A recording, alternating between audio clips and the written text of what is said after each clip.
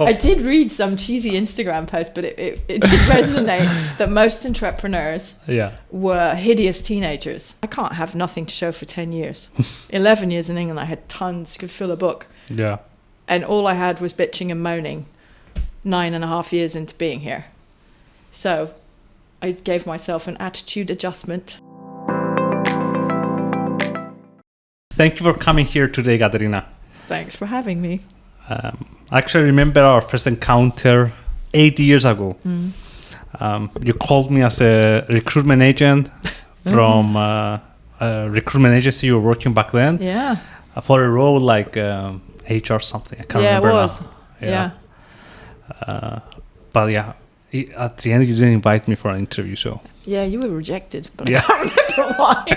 Exactly. Thank God, and now we have our podcast. You're not You're not working for that boring job. Yeah, it would have been totally dull. But what I remember that I had a very good impression as a recruiter because I have dealt with some recruiters in the past. I was like, okay, this one is different. Yeah, they care. They're asking personal questions. They're really trying to figure out what I am doing and what I am after. So I was really impressed. And then 6 months after or a year after, you called me and said, hey, I'm Katerina. I'm opening up my own recruitment agency. And if you ever need recruitment services, just let me know. And I was so excited and rooting for you because I had that good impression and I thought, okay, we need more of these people handling recruitment. But why did you call Andreas? Like, he was a prospect candidate? Why did you feel to call him as... A year and a half later? Yeah. Because the company he worked for would have been a really hot client for a startup. I just started. So, when you first start, you're calling everyone and his mother. Anyone that will give you a gig, you're just on the blower. So, so I'd remembered everybody that was really positive. And you were. I do remember that about you, even 8 years ago. Yeah. Yeah. Super easy to talk to and friendly, easy. And, when you're starting out, you're so self-conscious and you're trying to get things going. You need money. You need to get the ball rolling. So, I was calling everyone, especially people that were nice to me. Like, remember me. Makes sense. Yeah. Yeah. But was it your dream job to be a recruiter? No, I don't think it was. I think I just stumbled into it because I'd been in Cyprus since 2006.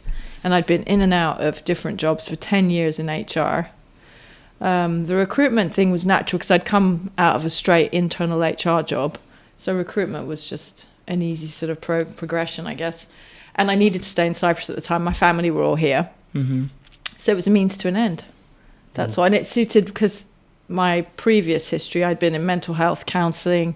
I'd studied psychology, and a lot of the counselling skills come in really useful in recruitment, getting to know people, profiling. It's quite a human-centered job, recruitment.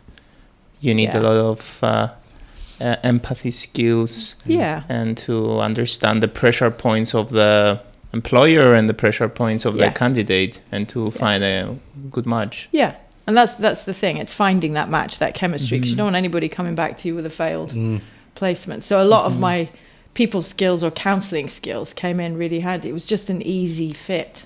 I didn't have to work very hard, which suited me fine.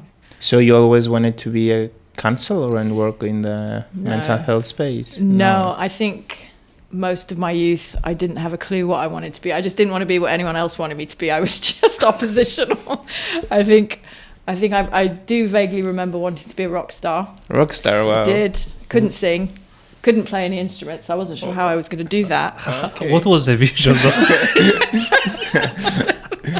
A free rider, She's the one giving the leaflets in the concerts. Just hoping a van we have a rock star. Yeah, maybe. Or somebody would discover me. I don't know. Being the girlfriend of the maybe. guitarist. Yeah, okay. Possibly. What kind of music were you listening to? Rock, metal, anything that was angry. Wow. I was just an angry teenager.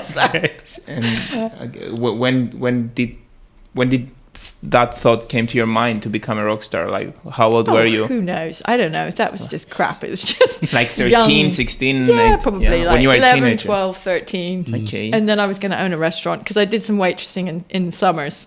Okay. We would holiday in Cyprus. Where is that? Where are you in Cyprus? That was in Cyprus, Paphos. Okay. So I would do these summer waitressing gigs. Mm-hmm. So, Okay. you know, 13, 14, Yeah, I thought, ooh, I can do this. That's great. I'll just own a restaurant. So I'm not going to go to school. Okay. So I just stopped going to school because Really? I thought I'll just do my waitressing thing full time. Okay. So you dropped out of school? I did, yeah. Well, no, I didn't. I decided on my own terms. I would go to school to the classes that I liked. Wow. So the teachers that I liked knew I liked them and knew I would show up. And they would try very hard to make me stay. But does that qualify you as... Did you manage to get a degree because of that? No, I didn't get anything. Okay. I got, I think, 4 O levels. Mm-hmm. But, you know, art, English, French. I happen to be good at languages. But, you know, that was it. And then A levels. No, that was too much effort. I didn't want to work. So that was it. I just stopped going. I think I was about 15 when I completely stopped going. But I know that you lived in many different places. Yeah. How does that work? School and where did you live? How is the whole... Well, I mean, school-wise, it was great because the expat schooling they're very high standard. The schools are very competitive, very aggressive. Okay. And I thrived. So until the age of 13, when I was brought to Paphos, I was actually a high-performing student. Where you were before? That was Bahrain. Bahrain, okay. Yeah, and then before that, Beirut. But I was born in East Africa. But I didn't go to school there. See, it's really... Okay, give us a bit just to understand the map. I really like, what? So my mum is English, my dad's Cypriot. Okay. But my dad was an academic and he was doing a lot of third world research Mm-hmm. for Okay. reasons best known to him, no clue. And he decided to go to the arse end of nowhere and take us all with him. Mm-hmm. Okay. My mother agreed, not sure why. So off we went, all of us, to these random places. And then In stuff East would Africa. happen. Yeah, so East Africa, it was only 6 months. When I was 6 months old, they had a malaria outbreak or something. So off we went. I don't know where we were for a couple of years, traveling around Europe, Cyprus. And then Beirut, we went to the war. He thought that would be quite a good experience. So Sounds like the guy who likes to travel to all these dangerous places, and he just got abducted by the Taliban. It was in the news recently. One of the reasons we left Beirut is they were kidnapping Christian academics and people in good positions. He'd done well at the university there. Okay. And one of the reasons we left was that. Okay. Because they were being kidnapped and just like Terry Waite and all those famous hostages. And then you went to Bahrain for primary school and then high school in Paphos, Cyprus. Yeah, but school was weird because I'd only been to Arabic school. Okay. So the English school, I didn't have enough English. So your Arabic was better than English? Yes. Wow. So the snotty British prep school in Bahrain said, no, go home and come back in a year or two when you're up to standard. Wow. So I spent like a year or two home with my mum and she helped. And then they took me. Okay. And that was a very high performing school. So that was brilliant. I did really well. And then you entered the amazing education system of Cyprus and you decided to drop out. Yes. Yeah. I sampled Paphos and thought, no, I'm not doing this. Did you feel that difference of the level? Yeah, there's no... Yeah, I mean, that school was a bit of It was sham. a private school in Paphos. It was, but it was the first of its kind. One, okay. It was really disorganized. I made amazing friends that I still have till today. Nice. They were all a lot of expat kids. We were all transient. We just sort of arrived in Paphos for various reasons. We were all a bit messed up. So nobody wanted to work. So we just played hooky and didn't go to school. And the teachers were really cool. So living in an island. Wow. Yeah. What a nice life. And some of the teachers I'm still friends with today. Wow. Nice. Yeah, the one teacher that really helped me out, she tried to. She was unsuccessful, but that wasn't her fault. That was mine. She found me like 25 years later. Wow. She wanted to see what happened to me. Did I make it? It was like, yeah. Now she can't sleep, during. Are you still? Yeah. Still here. Yeah, she couldn't believe it. I told her. And after Paphos High School, you end up where? Well, I mean, my parents did try very hard at that point because I'd reached a vulnerable age. I was 16 and doing nothing productive. Mm-hmm. I wasn't expelled, but they suggested there was no point me attending school because there was nothing for me to pass. I wasn't ready for A-levels. Okay. And I had no discipline. So I just didn't go. So my dad's an academic. So he tried very, very hard. And my mum. So I came to Nicosia And there was an amazing admissions counselor in Cyprus College at the time. And she just said, like, you know, stop messing about, just come and learn to attend class. You don't have to study anything in particular. Try things, just come to classes, try and apply yourself. Because I was a huge reader on my own. So she, you know, I had that discipline, but it was always on my terms. But because there was no authority and she gave me the freedom, I showed up. Okay. Did you take an interesting class? Was there any particular class that you really liked? Yeah, I met this Israeli psychology professor, and she was amazing. That class changed everything for me. Okay. That's how you ended up in counseling and studying that. Wow. Yeah, that was it. I figured out that there was something worthwhile for my brain to focus on. And after they let me do that for 2 years, and that was enough credit-wise to get to Middlesex. But wait, you know, the rest of the kids, I would guess that they wouldn't live a life like you, right? So hopefully, yeah. So everyone was going to Lyceum, right? 16 to 18 in Cyprus, and you're going all alone to a college, to some classes. Well, I was 17. Okay. By then, I didn't do much for a year. Okay. Did you feel strange that this is very out of the ordinary? You didn't care. I really didn't care. Okay. I was a horrible teenager. I have apologized to my parents since. Okay, that's good. But yeah, no, I wasn't bothered. No. Yeah. Plus, there's always travel and stuff, and I read, and I just didn't really care. Okay. So these two women really changed your life. So from a almost dropout high school student, you almost enter a college, and then you made it to university in the UK. Yes. You said Middlesex. Yes. Studying psychology. Okay. Yeah, that was all I wanted to do. Okay. I did not realize, of course, in my naivety, how much maths there is. So that sucked. Yeah. Okay. There's a lot of statistics and research methods. Wow. Yeah, which with no background was really difficult for me. Yeah. So I learned the hard way why sometimes it's good to apply yourself at school. That's a good lesson for so I lecture a lot of junior candidates about that. Arithmetic, maths. Did you do well? Did you graduate? Yes. Yeah, I did postgraduate. I went on and on. Okay. Yeah, once I found my groove. Uni was different because it wasn't so, you know, there wasn't so many people on you trying to discipline you. I don't know. I was away. I was by myself. It was London. You know, it was fun. And you studied for how long?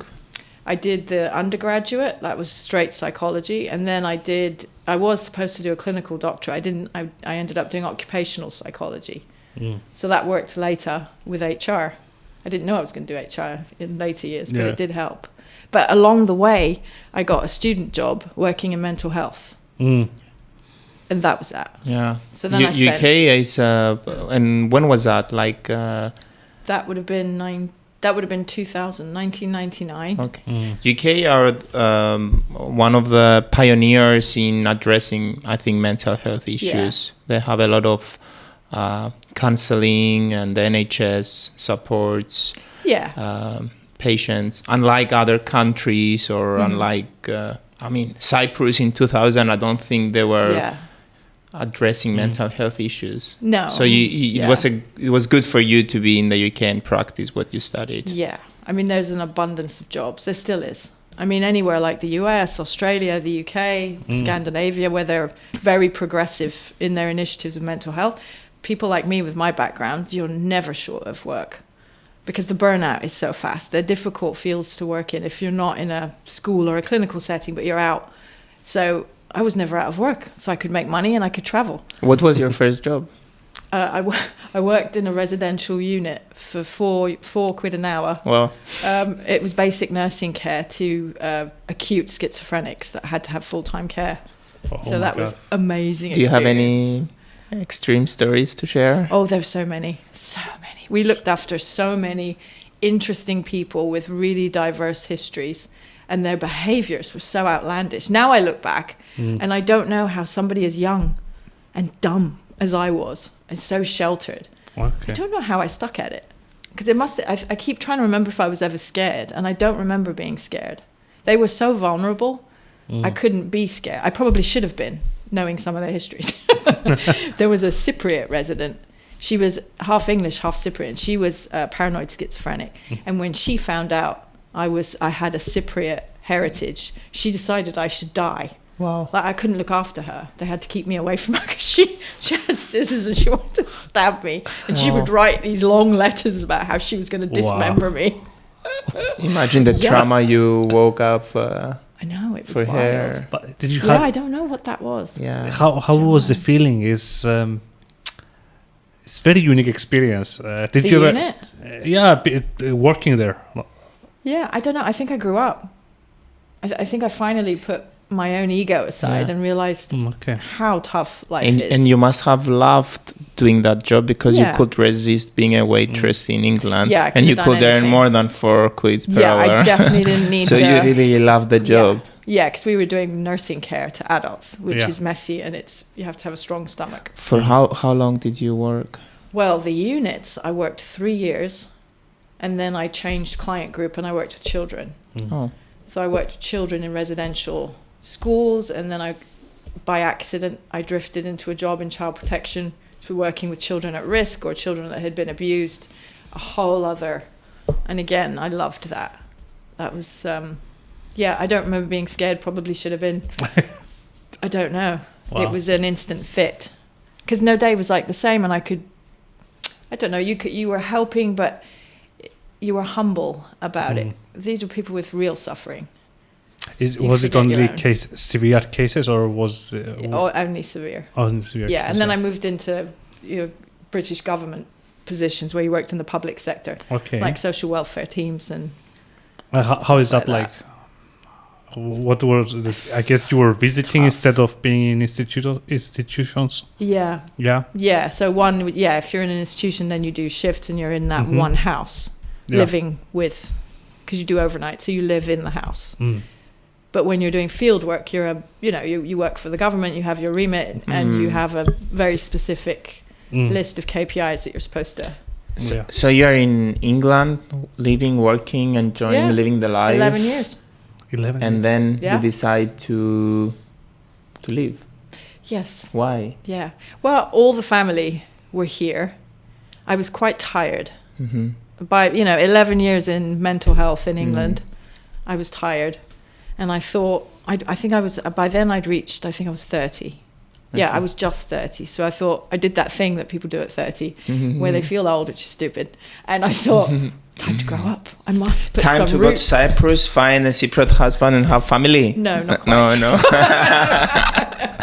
It was that bell. Did that bell ring? No, it wasn't that bell. Okay. It wasn't the wedding bell. Yeah. No.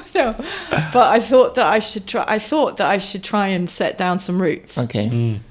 Settle down or something? Yeah. Not settle down, but everywhere I went, I would travel with work. And I would move town. So I lived all over North London, South London, and then the southern counties.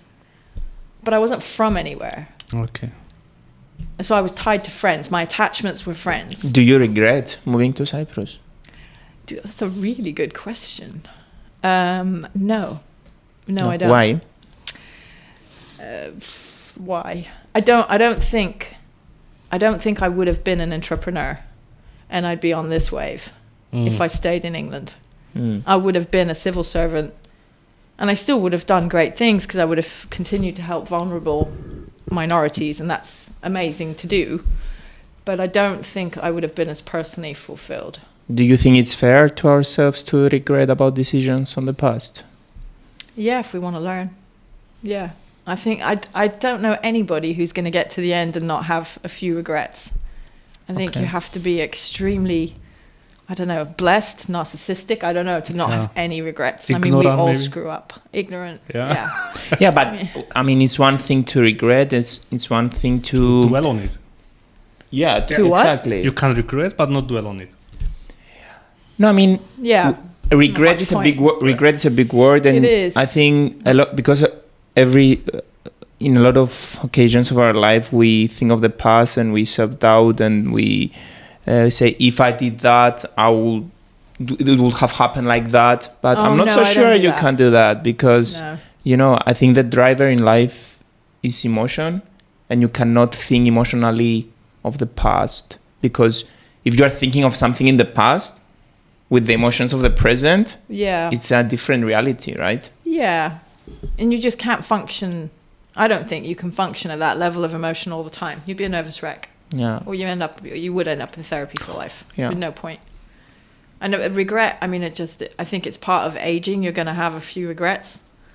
You can't dwell on them because then you're probably, I don't know, you end up, maybe that's how people end up with clinical depression and really bad stuff. So you don't regret not becoming a rock star? A little bit. Damn it! I could have been on stage. You still can do it. Yeah. Probably entrepreneur is the most close to a rock star as it can be, right? I did read some cheesy Instagram post, but it did resonate that most entrepreneurs were hideous teenagers. That they didn't like authority. That most entrepreneurs don't have great academic histories. Actually, they were everyone shits. we interviewed, they were doing bad at school and they wanted to drop out. So maybe you're right. Maybe that research has something. Yeah, there's something about it. Well, it's being your own boss, right? Yeah. There's nobody to tell you. And now you are in Cyprus doing a lot of good counseling and addressing the mental health issues of the Cypriots that we all know are so receptive and acknowledging that they need support. No? Yeah, no. This is what happened. No, that's definitely not what happened. I mean, as one of the leaders of I think it was the Mediterranean Mental Health Association, say, go back to England. No, apparently my skills were not needed. They don't have such problems in Cyprus. We don't have domestic abuse, child abuse. Husbands don't hit their wives. No. Of course not. She fell down the stairs. There's a lot of clumsy. There's a lot of clumsy women in Cyprus. Oh my God. Apparently, and they like to put makeup on their eyes. You know. Yeah. But to be fair, that was how many years ago? Yeah. Yes. To be fair, yeah, and I would say that in 2006 when I moved, it was bad. The seaside towns are particularly backwards in their social welfare department. So Pavos was atrocious back then. And things are a lot better now. They are trying. And there are a lot of volunteer movements and things that have started and they've been around a few years now that are doing some really great work, grassroots level. Yeah. So, and I did volunteer a lot in my private time to help in Cyprus. But yeah, now I don't have the time. But so I came back to Cyprus with these very lofty ideas of child protection practices in Cyprus and the Cyprus government and how we were going to do this and that. Blah, blah. 3 years in, I was working as a receptionist at one of these god-awful hotels, resort places in Paphos. Okay. Wanting to kill myself. The manager said that I had to stand at reception for a 12-hour shift. I could only wear a skirt. Oh my God. For no good reason, but okay, I got good legs. And I had to wear heels. Oh wow. 12 hours. I don't wear heels ever. It was just stupid. I look like an arse and I can't walk in them. But he said we needed heels. So I did that for 12 months. I still managed 12 months because I needed the money. And then thought, I've got to get out of here. This is demeaning, ridiculous in so many ways. But I didn't want to leave. I didn't want to give up. I'd given up a lot to be in Cyprus. I didn't want to give up and run back to England with my tail between my legs. So I thought, okay. So somebody introduced me to a very charismatic businessman who needed an internal HR. And I thought, well, transferable skills. Did the masters, like how many years ago? But screw it, I'll make it. Did you lie on your CV? I did not. Okay. No, that I never do. No. But the good thing was he and I met and we did have really good chemistry. Okay. So he knew that, we'd try each other out. So I did that for 3 years.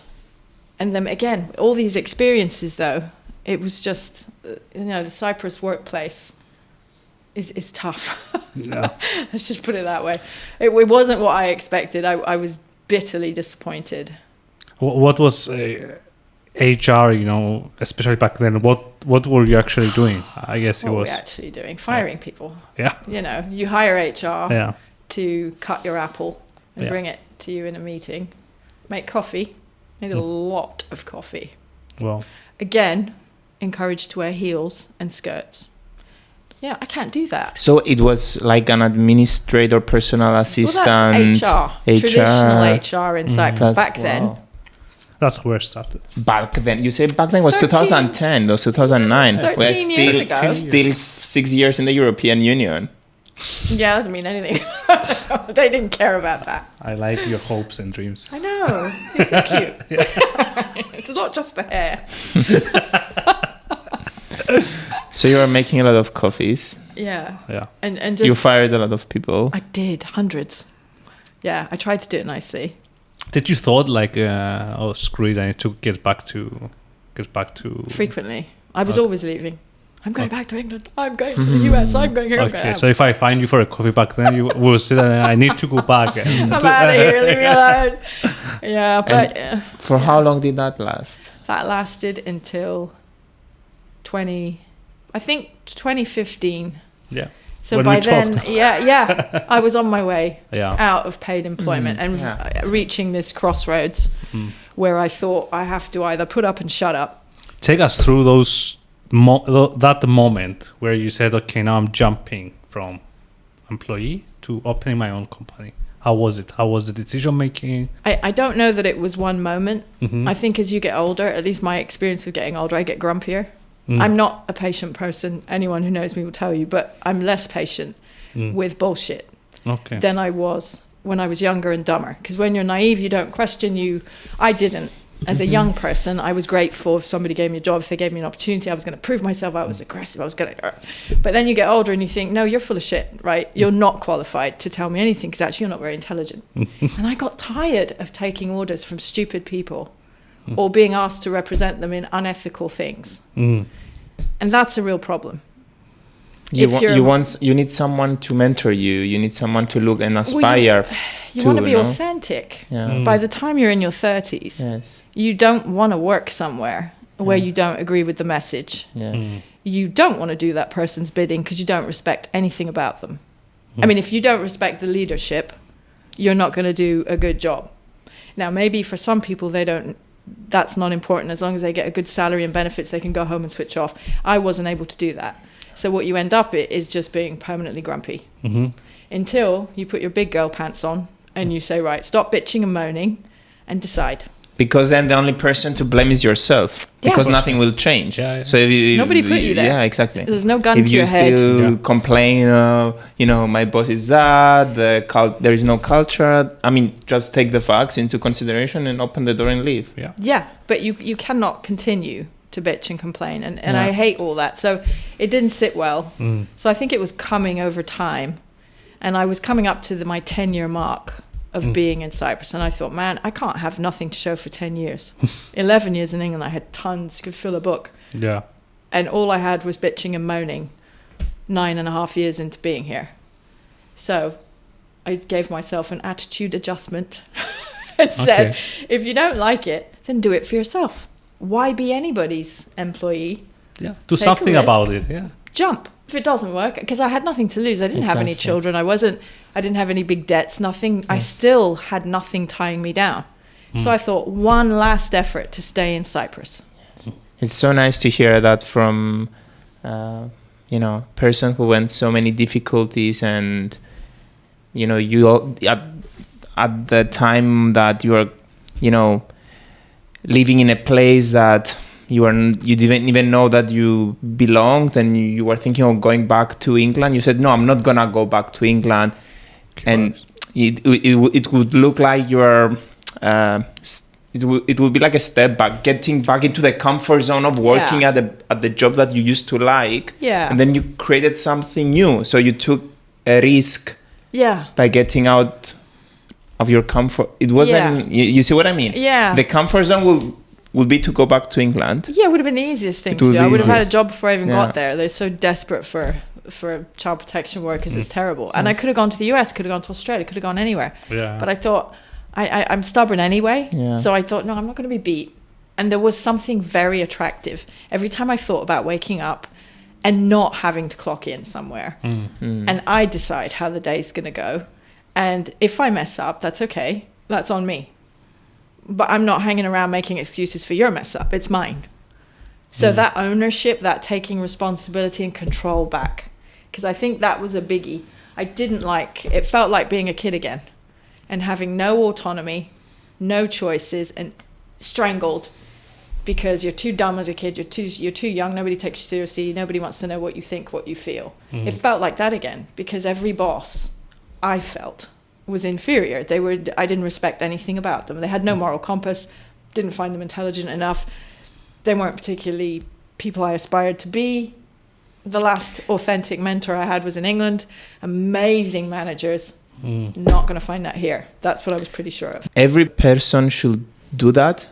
Or do you think there are people who love and enjoy being in a controlled and structured environment, and they want to clock in and they want to clock out? Do you think it's a matter of personality, or everybody should try at least once? No, I don't think it's for everyone. Okay. No, think so. I think that there are personalities, if you're more anxious, or there are personalities that thrive in structure, and we need those people. There are people that are born for service. When I worked in England, I felt very proud to be in service to the country. I thought it was very worthwhile what we were doing. And that's what I needed to do. I never minded taking orders. I would have done anything my manager said. I would have followed him into hell and back. But I respected everything we were doing. And what changed then, and you wanted to do? Because I couldn't find that. So it's not. So the personality changes according to the environment where you work? I think it affects it. It affects it. Yeah. Okay. And also in England, I had a lot of autonomy at work because I did well. I was a manager very young. I had a lot of influence in what I was doing. In Cyprus, I couldn't find that. I didn't speak native Greek. I didn't have any connections or contacts. That was also part of it. Yeah, it was I think it was a difficult. series of things, and including that a last chance to be a rock star. And that, right? If you won't let me sing, you bastards, then... So, yeah. So, I decided to open up your own company. Yes. And was it as rosy and as you imagine it would be?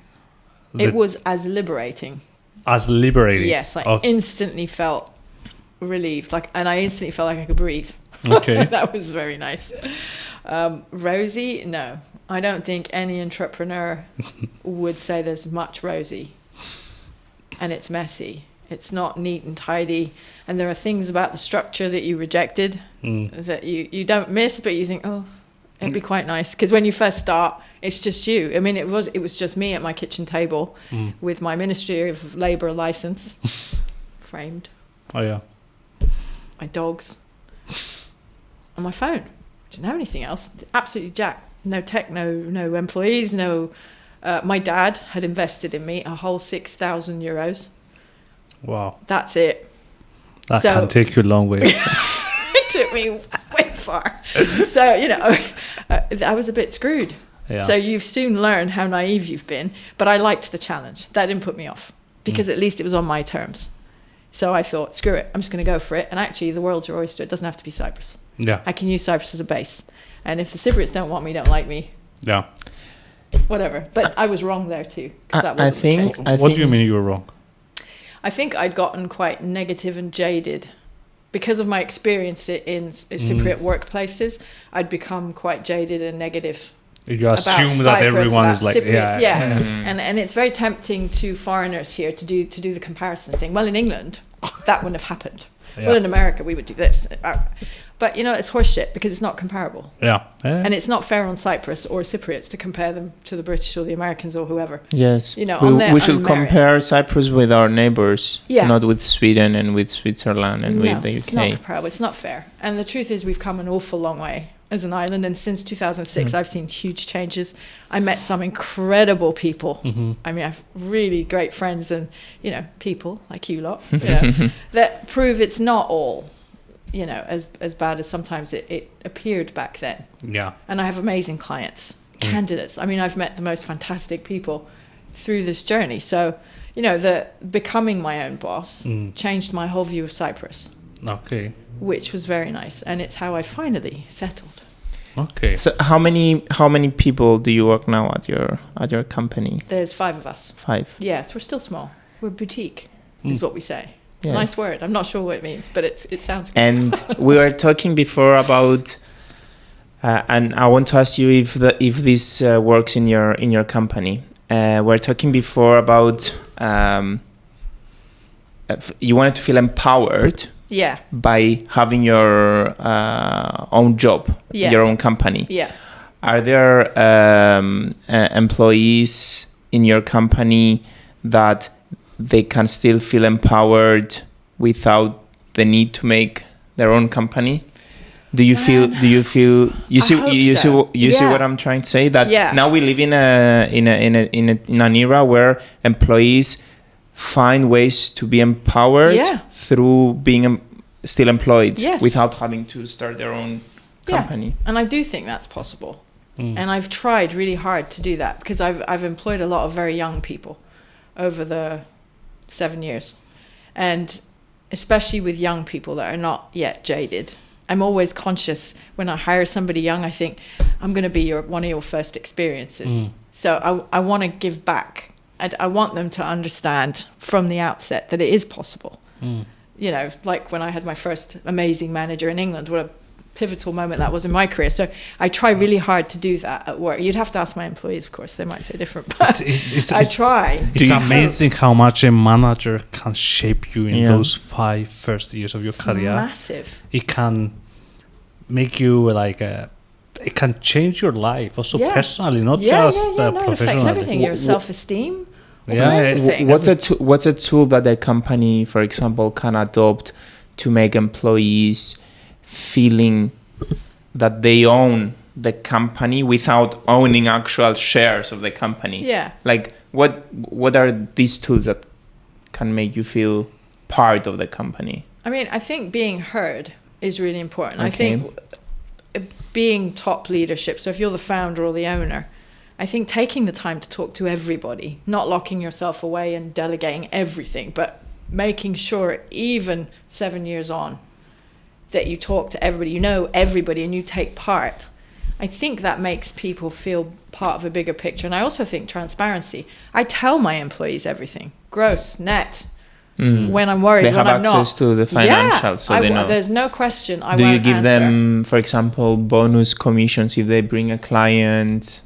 It's not based on clients. If you find a candidate for a client, because you provide a service for clients. So if they find a candidate, they will get part of the revenue. Yeah, but they can also earn other bonuses as well if we do well as a company. I'm always telling them there's no satisfaction for me if I go home with all the money.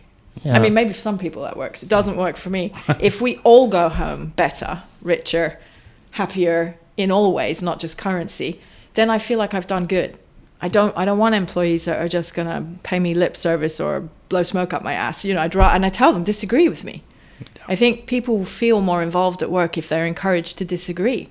Yes. We can agree to disagree. You can tell me, you know what, I think what you did was really shit. I don't like the way you spoke to me. I have no problem. I'm not sensitive, and I don't think people should make it personal. It's a big responsibility hiring people. You're taking on people's income, livelihoods, you're affecting their families. So you should include them. I think you have a responsibility to tell them what's going on with the financials, not pretending. They know when I'm worried, when I'm not, when I'm happy, when I'm not. You know? And they know there's no question I won't answer. I'm not hiding anything. They know I don't take home all the profits and spend it on myself. I tell them, let's spread it around. What should we do with the money when we have a really good month or something? What should we put back in?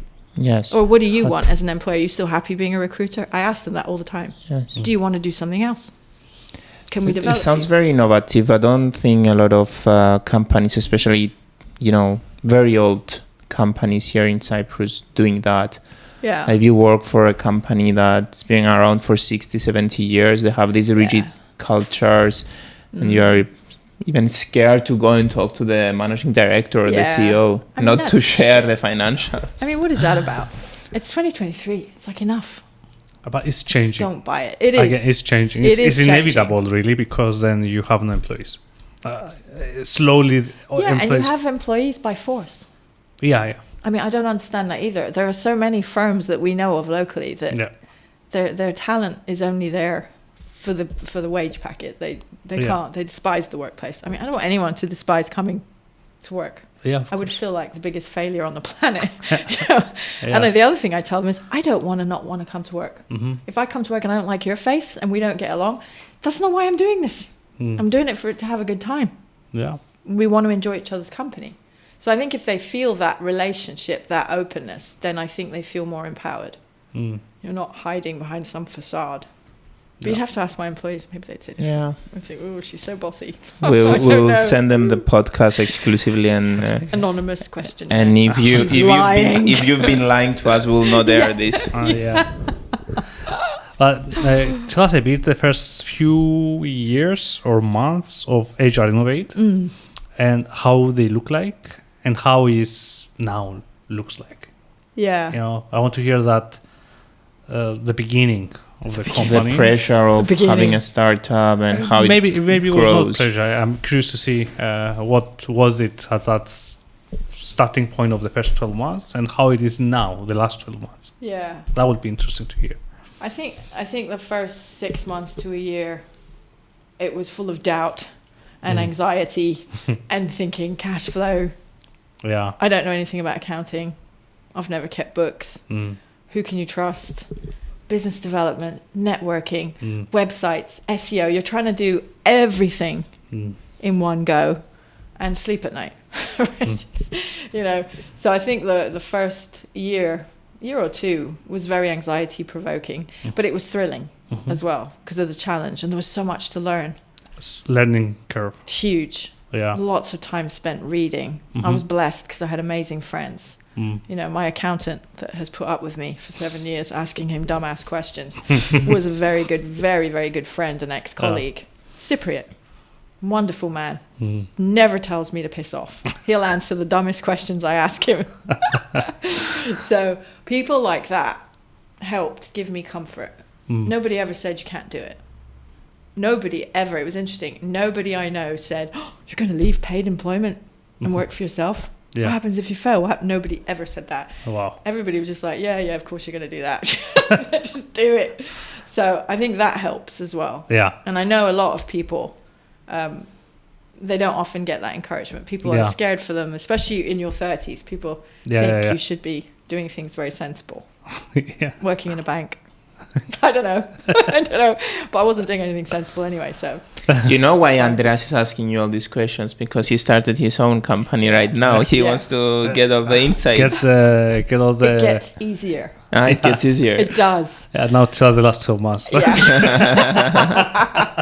I don't think they were easy, I guess, but it's easier probably. Yeah, and you know what? You grow into your own skin. Like when you first start, you're obviously scared about failure and you're very exposed because everyone can now with digital. There's no escape. You can't hide. Everybody can see what you're doing on your website, SEO, bloody Facebook.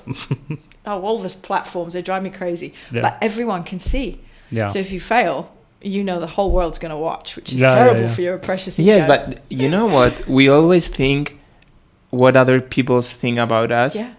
And as long as we grow, we realize that people don't think as much about us as we think they think. You know, rapidly find that out. When you were 15, you thought that everybody was talking about you at school. True. When you're a student, they still talk about you, but not so much. Yeah. Then you were 13, like some people talk about you. Yeah. When you're 50, nobody talks about you. Nobody talks about you, and you don't actually care. And when you're 90, nobody actually speaks at you. Probably because you're not alive. That got dark really quick. Dark humor in our podcast.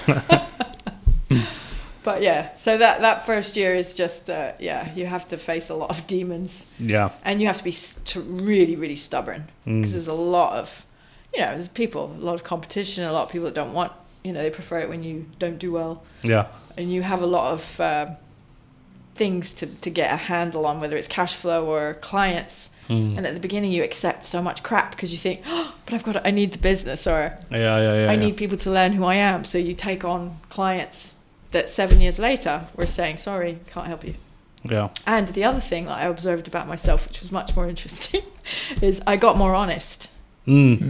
Like I found I stopped making excuses. Yeah. So if I don't want to do business with someone now, politely, always elegantly, and without swearing, which is interesting. I find it difficult not to swear, but in that instance I can happily break up with someone and say, you want this from us, we're not a good fit for you. If you want to know why, I can go into it, but probably best I don't. And I can recommend someone else for you. Yes. And I'll signpost a better recruiter that I think is more on their wavelength. But I like the autonomy, and I won't give that up, not for money.